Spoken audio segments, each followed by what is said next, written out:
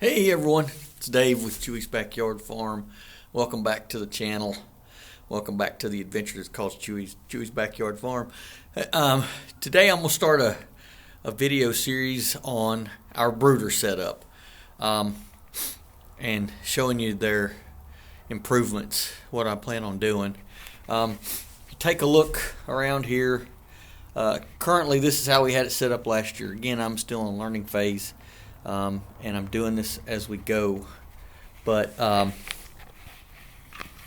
this has its positives and negatives. Of course, we just had our brand new batch of layers came out of here, and Foghorn was in here with the hospital, but he's doing all right. We got him back with the flock. It's taking some adjustment, but we are going to get him. We're not going to let them beat him up. But anyway. Basically what I did here, and I know that if you're an electrician, you're looking at this going, holy crap, that's a wiring nightmare. It is. I won't lie to you. I need better wiring. I need better connections. Not necessarily connections. I just need better everything in here, because last year we learned that when you get 400 chickens in here, 400 brooding broilers, baby broilers, there's not enough room for us to catch them without having to move all this stuff that I have hanging in the way. The waterers, the feeders, everything. And you need better airflow. Though in the summertime, this little fan works well in the spring. In the summertime, I had to add a bigger fan, which is on the end. So airflow is really important. When you've got them in the brooder, when you got them contained anywhere, even in the big houses, you see those fans on the side, they're moving air in there to keep that ammonia down, to keep that air from getting stale. So my plan is I'm going to work the next couple of weeks. I've ordered different waterers because I'm not going to, these guys are great out in the field, the Plasson waterers, but in here they're in the way. And I also was figuring that maybe these guys weren't getting enough water, and that was one of our growing problems. So I'm always trying to fix that out, figure that out.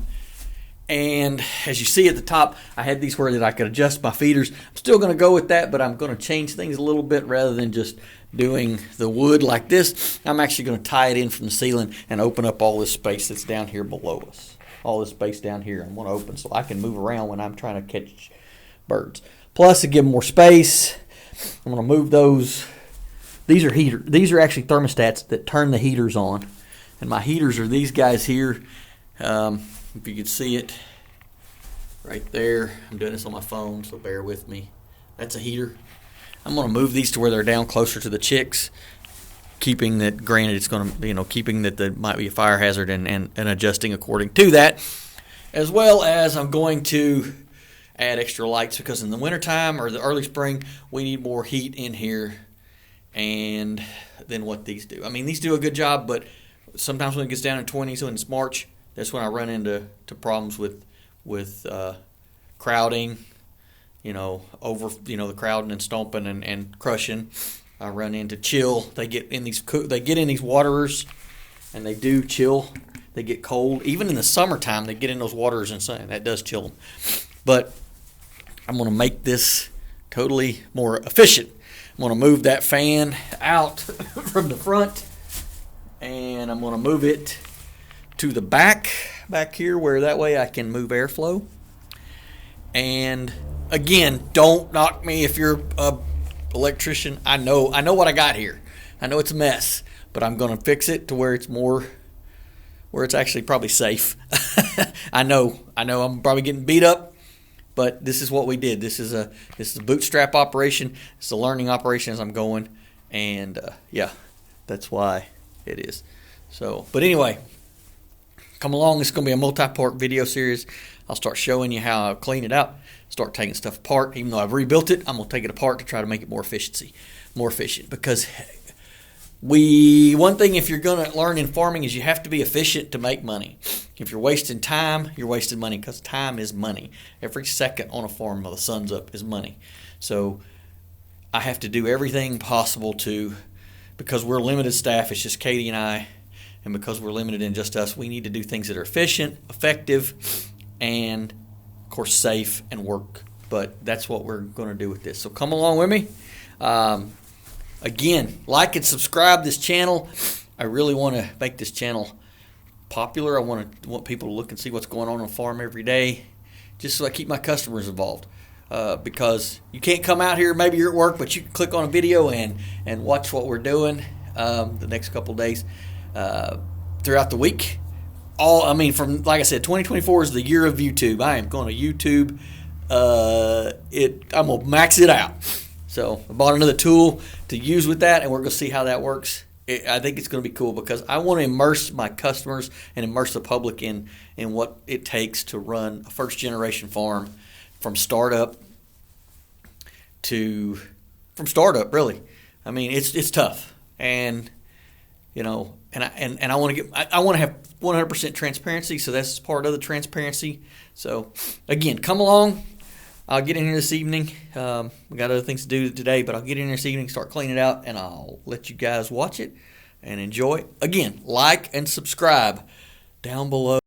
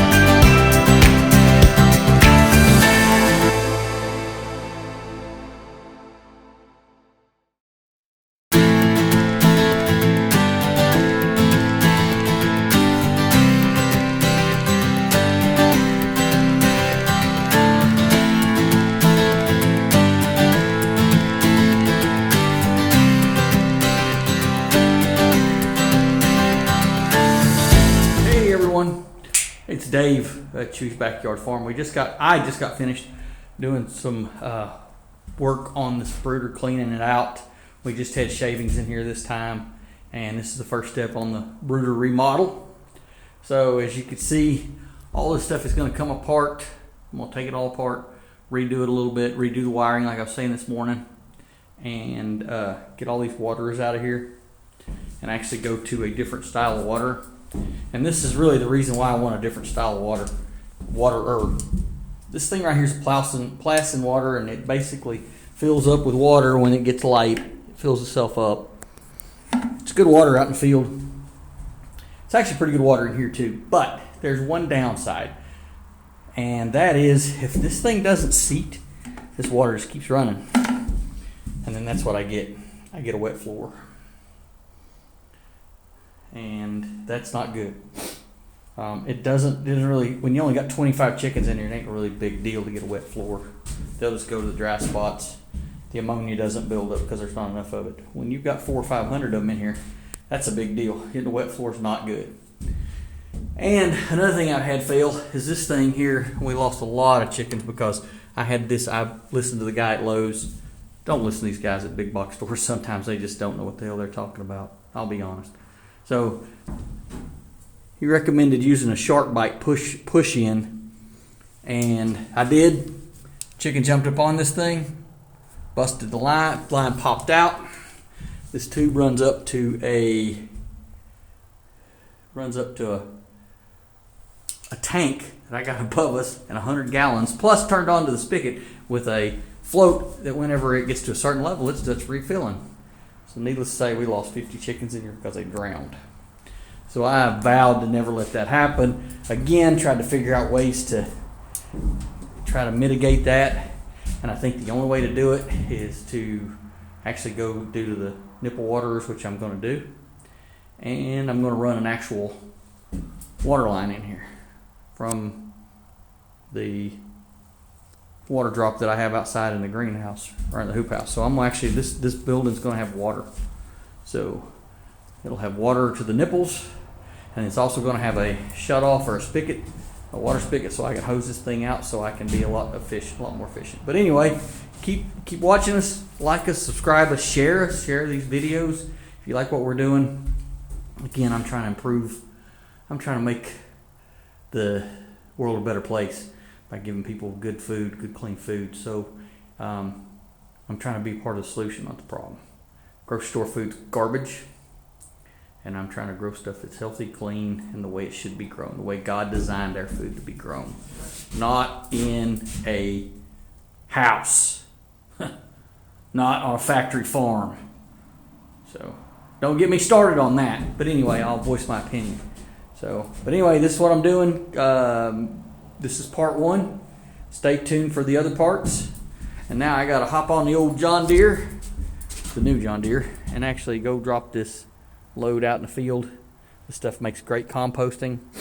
Yeah, the grass grows through it like crazy. It's full of nutrients. So let's go get rid of this. And y'all have a good night. And like I said, just like us, subscribe us, keep watching. All right. Y'all take care.